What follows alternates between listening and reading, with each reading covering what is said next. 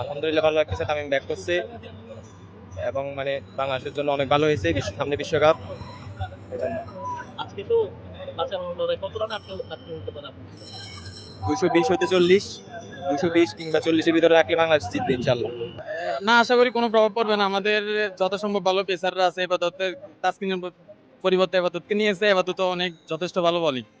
আজকে আমরা দেখবো আর কি, মানে খুব অল্প রানের মধ্যে আটকাতে পারলাম, আমরা ম্যাচটা উইন করতে পারলে হয়। কত আপনি এই 200-এর মধ্যে আটকাতে মধ্যে পারলে হয়। তামিম বলতে চলে যাচ্ছে কেমন যে লাগে? চট্টগ্রামের ছেলে পেলে আছে, এখান পেলে আছে, এটাই বড় খুশি কেমন।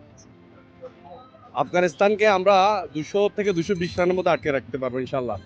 আজকে তো জীবন মরণ লড়াই, কি বলুন?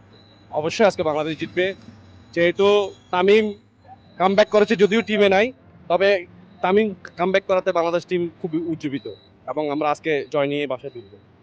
আলহামদুলিল্লাহ আজকে মনে হয় বাংলাদেশ ভালো করবে। আপনার ভুল দেখে তো মানুষ শিক্ষা গ্রহণ করে। এখন গত ম্যাচে বাংলাদেশ একটু কোনো দিকে ভালো করতে পারে নাই, ইনশাল্লাহ এবার ভালো করবে। তামিমের এই ফিরাতে আমাদের ভালো লাগতেছে। এরপর টিম ম্যানেজমেন্টও এখন আমাদেরকে টিমকে উৎসাহিত করবে। ভালো, আলহামদুলিল্লাহ সবগুলো ভালো। আজকে তো তাসকিন খেলছে না, ইবাদত খেলছে। কেমন প্রত্যাশা আছে বলার? ইনশাল্লাহ আমাদের এবাদত ভাই তো অনেক ভালো একজন প্লেয়ার। আমরা আশা করবো এবাদত থেকে ভালো কিছু আশা করি ইনশাল্লাহ। উনি ইনশাল্লাহ আজকে ভালো করবে।